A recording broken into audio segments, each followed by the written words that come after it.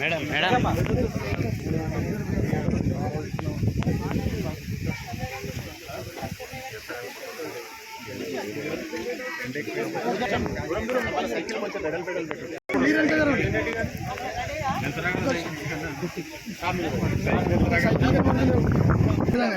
తర్వాత మధ్యలో పెట్టాలి.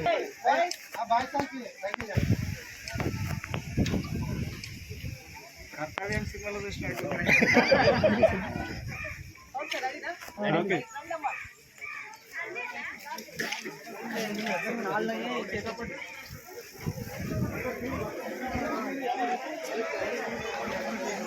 అటేవండి.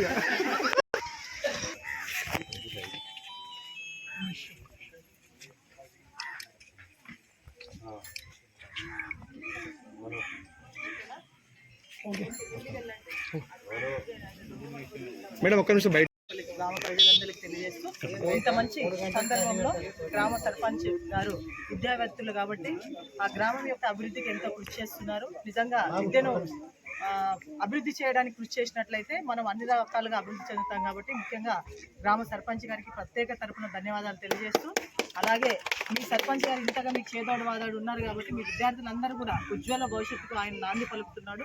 దయచేసి మీరందరూ కూడా బాగా చదివి ఈ గ్రామంలో మంచి ఐఏఎస్ ఐపీఎస్ మంచి ఉన్నత విద్యను అభ్యసించి బాగా అభివృద్ధి చెందాలని మనస్ఫూర్తిగా కోరుకుంటూ మళ్ళొకసారి అందరికీ స్వతంత్ర దినోత్సవ శుభాకాంక్షలు తెలియజేస్తున్నాను.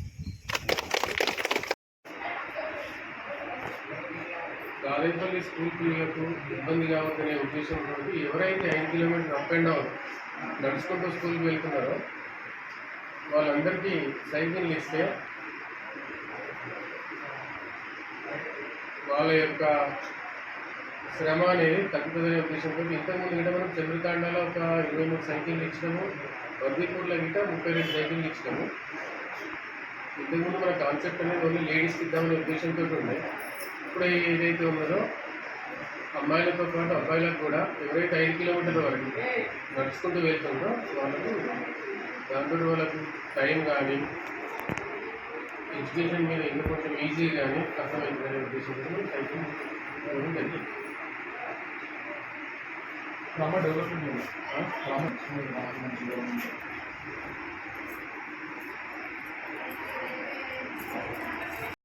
గ్రామంలో దాదాపల్లి గ్రామంలో సుమారు 80 లక్షల రూపాయల సొంత నిధులతో నేను కార్యక్రమాలు చేపట్టడం జరిగింది.